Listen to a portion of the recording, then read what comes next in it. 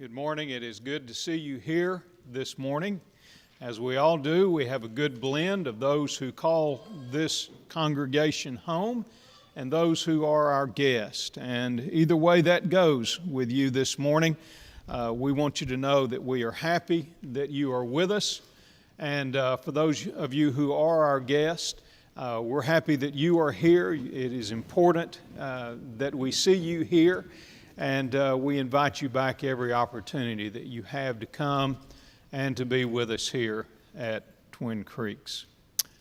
This morning we're going to talk about coping with prosperity. And I want to begin this sermon by going to Philippians chapter 4. The Apostle Paul is in a Roman prison cell.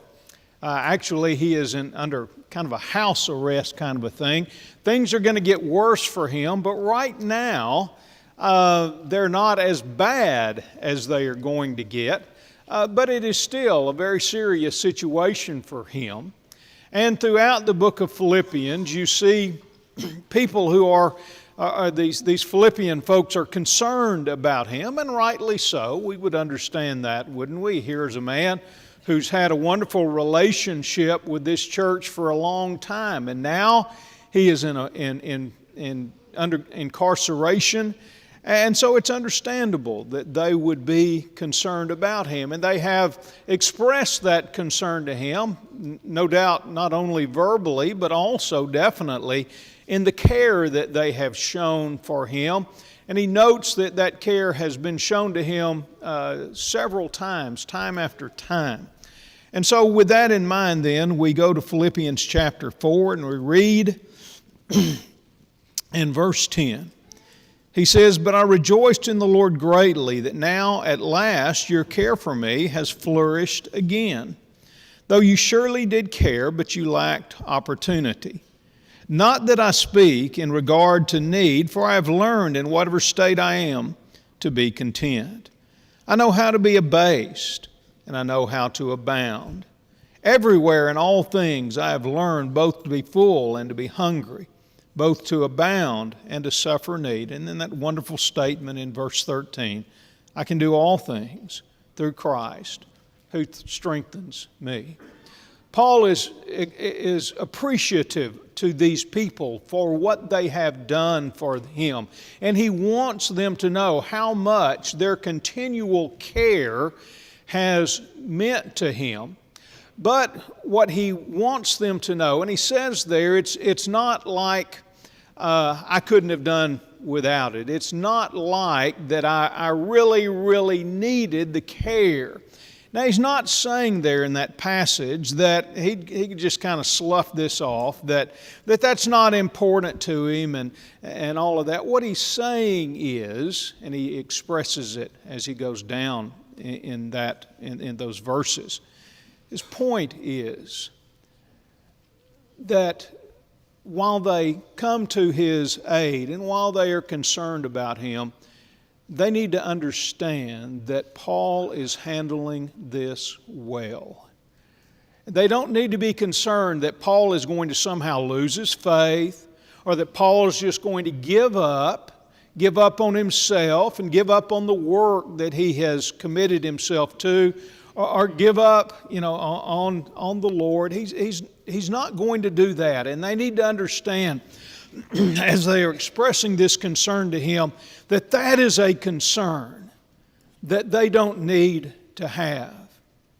And he says, what I'm going through at this time is not something that I have been totally unprepared for. That I found myself in this situation where it is not going as well as I would hope that it would go. That he comes into this unprepared, and that it is going to somehow destroy him, the fact that he is in this situation. And he tells about how he has been through all kinds of situations. He's been at one extreme and he's been at the other extreme in the area of prosperity. He says, I know how to be abased. He's intimately familiar with this kind of treatment that he is receiving now, where he is under meager circumstances. And that's what abasement means. The literal translation of it would be low in the dirt. Metaphorically, it means that he is simply under meager circumstances. And people understand that kind of a thing. When you are under meager physical circumstances, that's not an easy thing to deal with. They understand, all of us understand, that those kinds of situations take a kind of courage and certainly perseverance, physical perseverance and spiritual perseverance. And he says, I know what it is to be abased. I've faced these kinds of situations before. On the opposite end of that spectrum, he says, I know how to abound as well.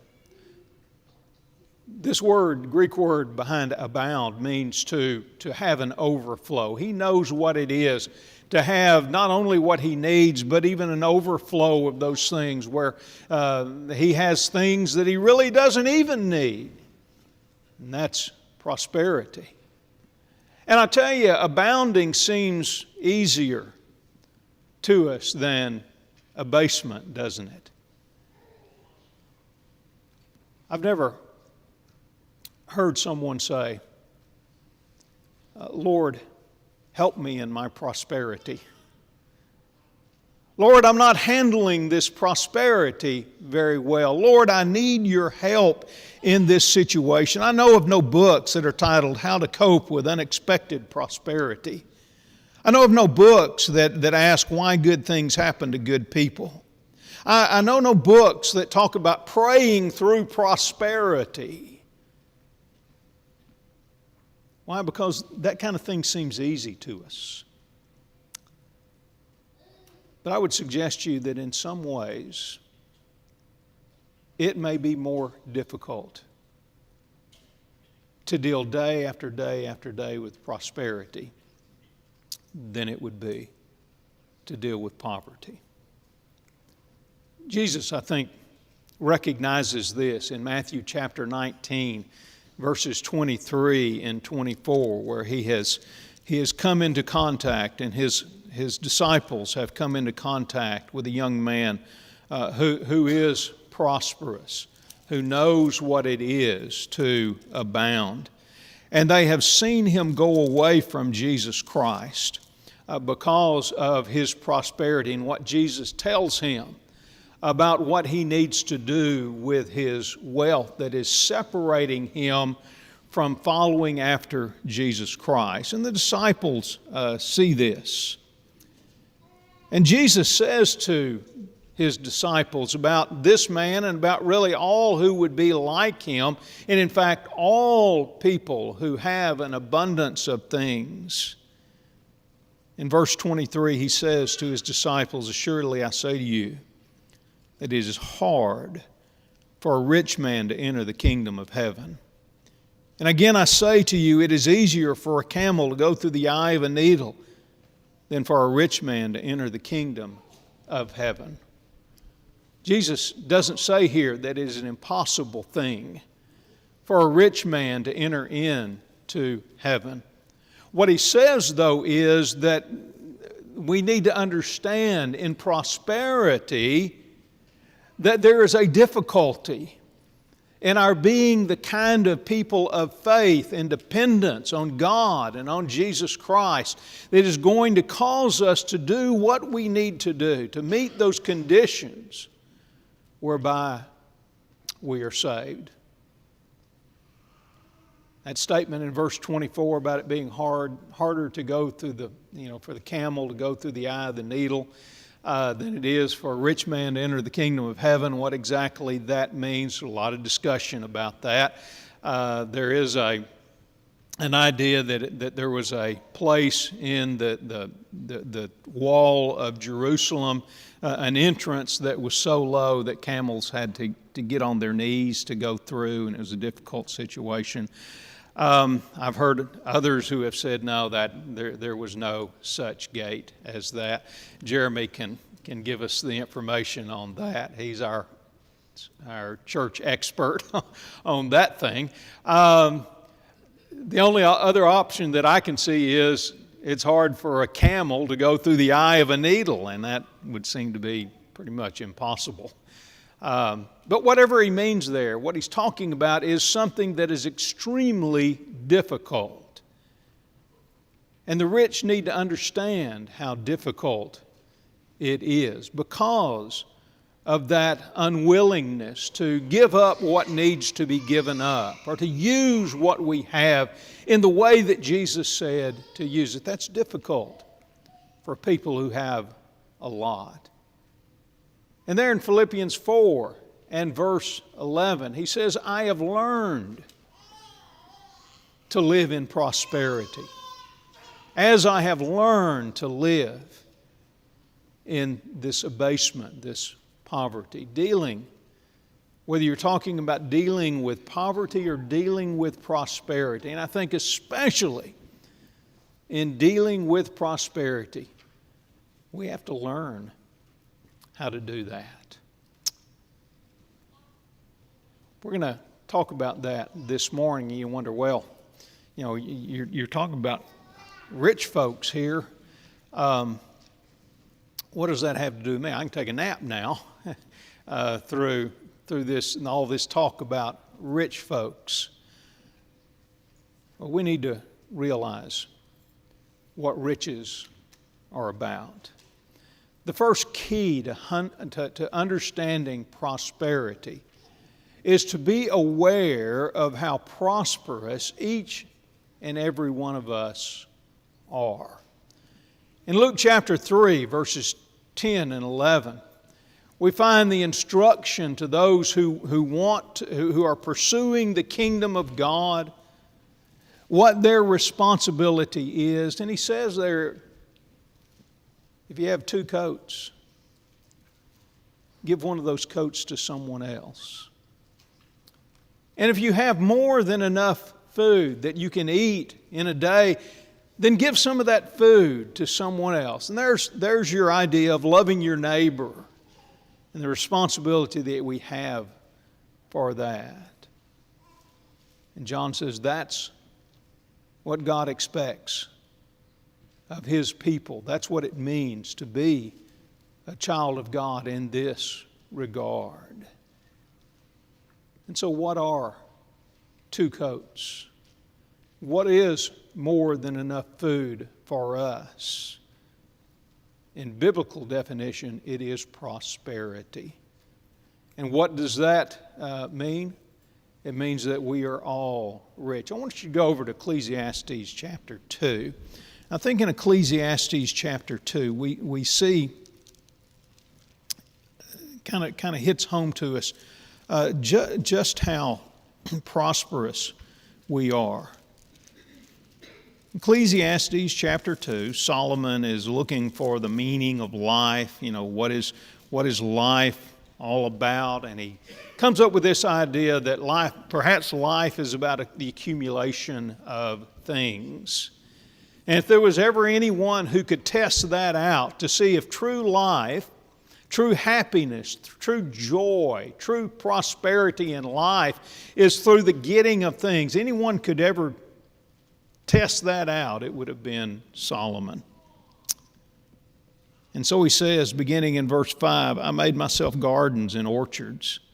I planted all kinds of fruit trees in them. I made myself water pools from which to water the growing trees of the grove. I acquired male and female servants and had servants born in my house. Yes, I had greater possessions of herds and flocks than all who were in Jerusalem before me.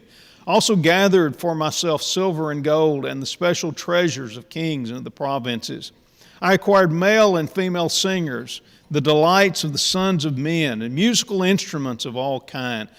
And so I became great and excelled more than all who were before me in Jerusalem. So my wisdom remained in me.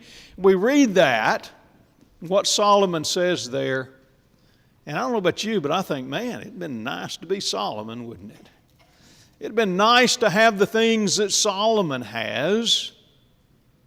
You know, Solomon could eat of any kind of food that he wanted to. He could just have it imported in.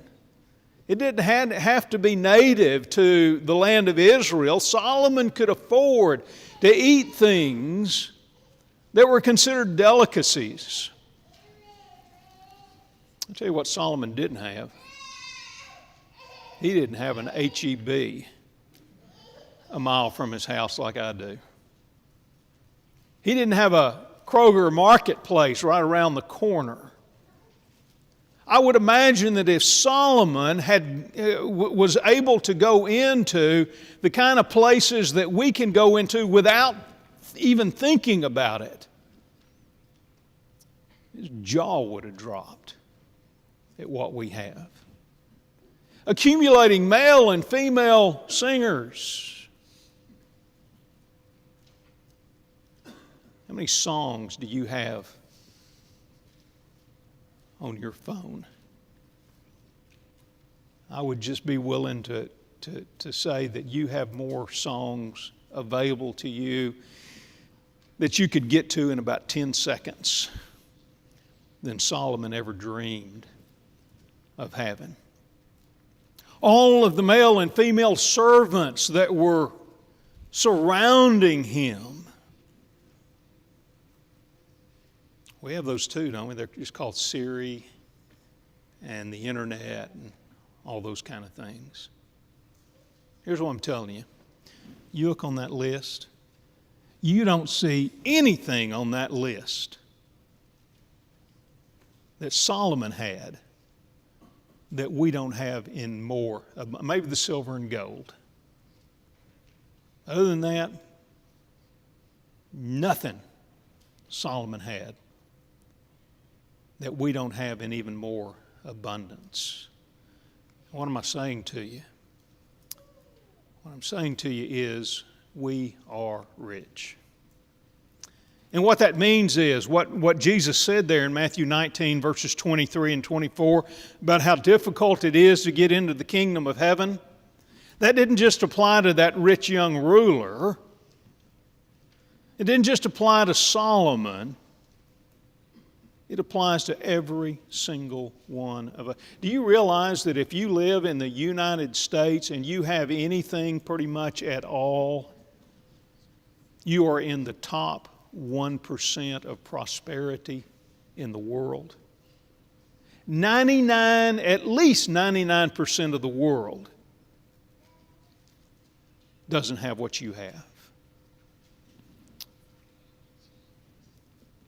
What we need to do when we are calculating how prosperous we are, we need to look at what we have and not what we wish that we had.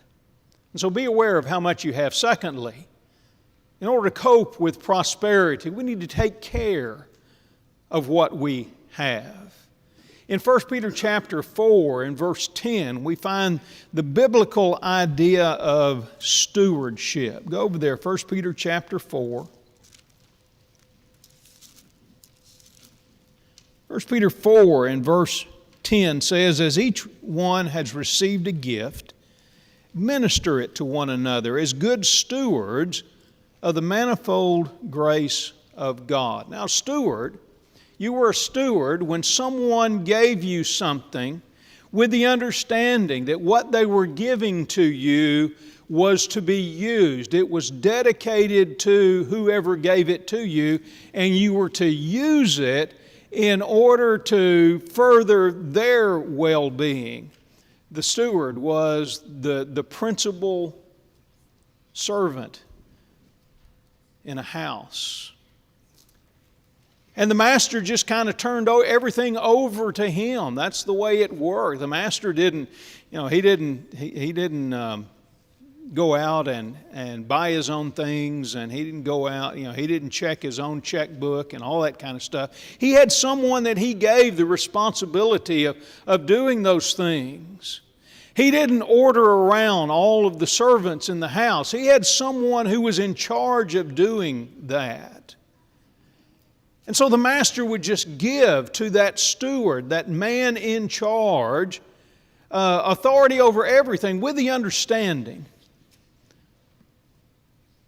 that what was given to his authority was still owned by the master. And bring that to the spiritual realm then. What Peter says is we are in essence stewards of everything that God has given to us. What we have been given by God is under our charge. We have a responsibility about it. But we need to understand it's not ours. It doesn't belong. We are not owners of the things that we have just to do with them whatever we want to do. Whatever we have and everything that we have belongs to God. And God has made us stewards of those things. And what Peter reminds us is we must be good stewards of the things that God has given to us. In Psalm chapter 24, in verse 1, the earth is the Lord's and all its fullness. In Psalm 115, in verse 16, even the heavens are the Lord's, but the earth He has given to the children of men. We've been given wonderful things from God to use. But both of these passages remind us that even though they have been given to us, for us to use, they are still owned by God. And we have a responsibility to God in how we use those things. That was true at the very beginning of time. In Genesis chapter 2 and verse 15, when you have this picture of Adam and Eve in the Garden of Eden, what is the picture that you have? Is it them just laying around and every once in a while they'll pick a piece of fruit off of a tree or maybe some grain out of a field, when they get hungry. And then they go back to being at leisure again. That's not Genesis 2 and verse 15. The Lord put them in that Garden of Eden. Why did He put them there? He put them there to tend and to keep it. They had some responsibility over that place that God had put them in to take care of that place. And what Proverbs 21 and verse 20 reminds us of is that it is the fool who squanders the things that God has given to him, that God has put into his charge. Misuses those things. The fool that misuses the stewardship that God has given to him. Interesting things in Psalm chapter 119 and verse 1 and Romans chapter 1 and verse 20. What both of these passages remind us of is that this creation is a reflection of the glory of God. When we look around us, not only looking up, but looking around at everything that is around us, what we are to see in that is the glory of God. Unfortunately, there's not many people look up in the sky and see the glory of the sky and see that as a reflection of the glory of God. And Paul says that's exactly what it is. And the psalmist says that's exactly what it is. That the heavens are shouting out the glory of God. It's all a reflection of God's glory.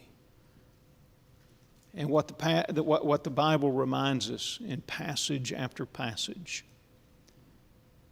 is that we have a responsibility to help our earth stay that way.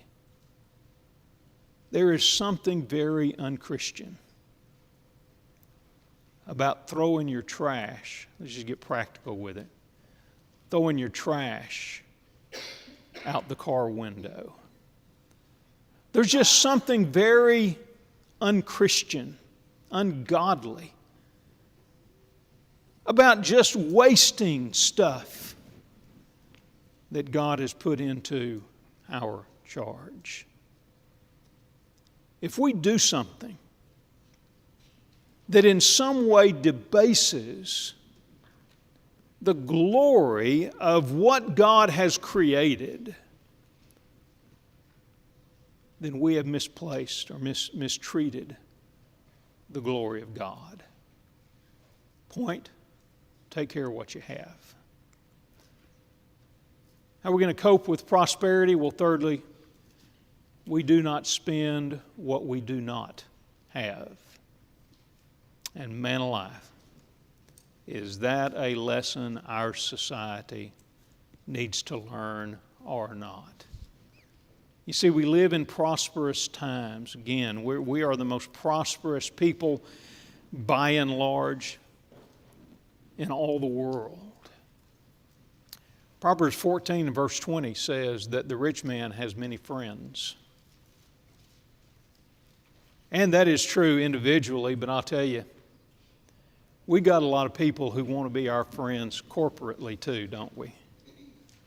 Visa wants to be your friend. MasterCard wants to be your friend. American Express wants to be your friend. In fact, they'll tell you on commercials, you see these commercials about MasterCard, and you would think that their whole existence is about being your best friend. And we swallow that hook, line, and sinker. And if we're not careful, we can swallow it so much that we get ourselves into a pickle and we realize after we have overextended ourselves and we have contributed to our friends more than we can pay back, how unfriendly they can be.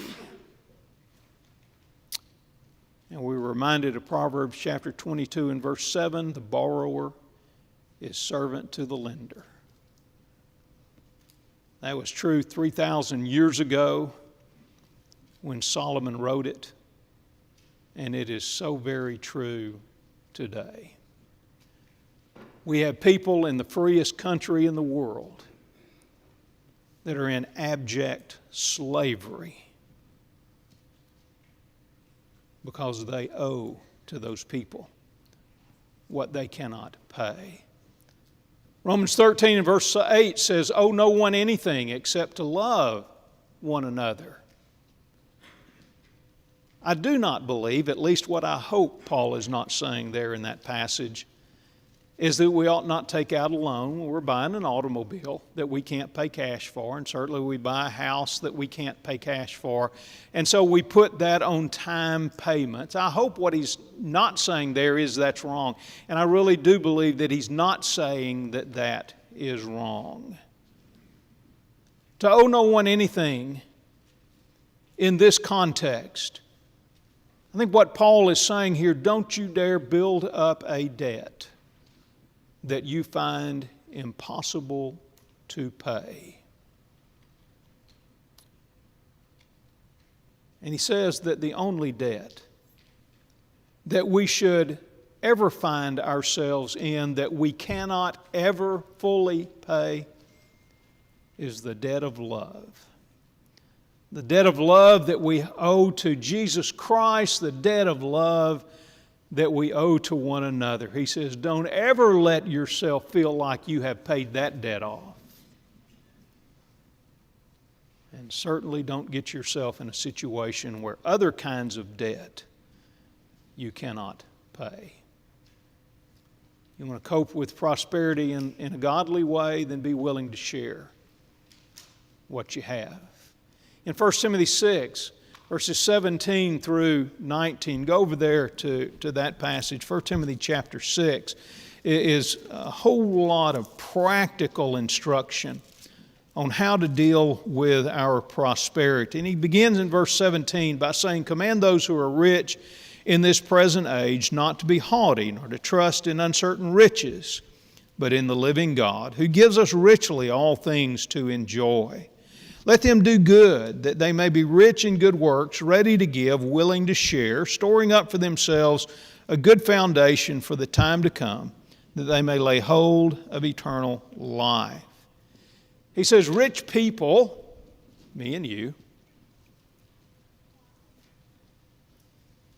let's not fool ourselves into thinking that our security is in the riches that we have accumulated. We're studying on Wednesday nights the book of Job. And Job came to understand that, didn't he? How quickly thousands of sheep and thousands of goats and hundreds of camels and hundreds of donkeys, how quickly that can be taken away from you. And how one day you are the greatest man in prosperity in all of the East, and the next day you're sitting in an ash heap, scraping boils off yourself, with nothing in this world to call your own. Paul says, don't trust in those riches. Use them, but don't trust them, because they are uncertain. And what he says about that is, in the way that you use them in the way that God wants you to use them. Read that again there in verse 18. Let them do good, that they may be rich in good works, ready to give, willing to share. That's one of those passages, really, that I don't think we need to do a lot of explaining on what he means, in that we know what he means. Might be difficult for us to do sometimes. We know the responsibility that we have. In Acts chapter 20 and verse 35, we're reminded that it is more blessed to give than to receive. If you have it, be willing to share it. And then finally, you cope with prosperity by being thankful for what you have. Are you thankful for what you have? Are you thankful to God for what you have? In 1 Timothy chapter 4, verses 3 and 4, Paul is discussing a coming apostasy. And this apostasy was going to take the form of those who are in authority in the church telling you what you cannot have and what you cannot do, what you can't eat, when and when not you can marry. And he says that's apostasy.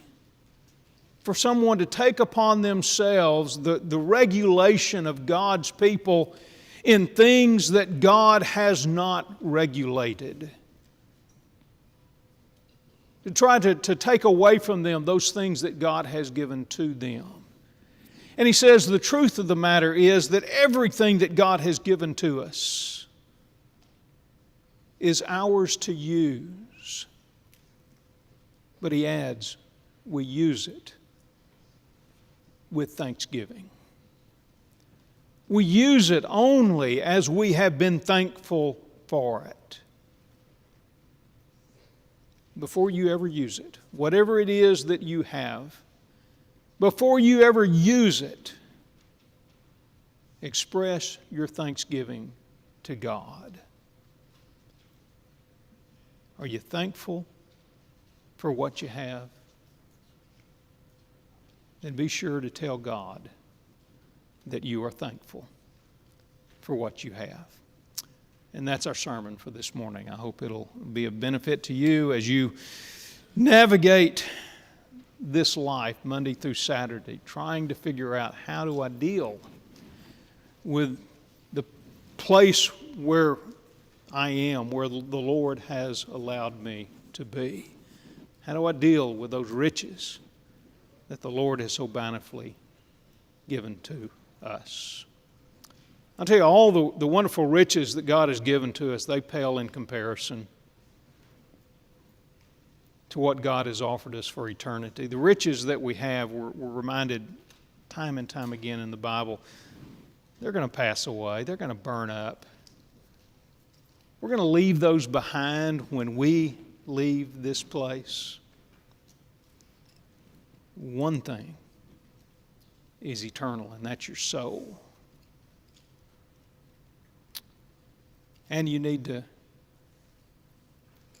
prepare your soul for eternal riches in heaven. How are you going to do that? We're going to do that by doing what Jesus said to do. He who believes and is baptized will be saved. He said that 2,000 years ago. He hadn't said any different yet. Be faithful unto death, and I'll give you a crown of life. He said that in the book of Revelation 2,000 years ago. He hadn't said anything different. The same thing that would make you a Christian and that would keep you in a right relationship with God are the things that will make you a Christian today and keep you in a right relationship with Him. Can we help you with any of those things? If we can, all you have to do as we sing this song that we're about to sing is come forward and let us know. Won't you do that? If you're subject to the invitation that God gives through His Son, Jesus Christ, for the spiritual blessings that God can give you, won't you let us know how we can help you by coming forward right now while together we stand and sing.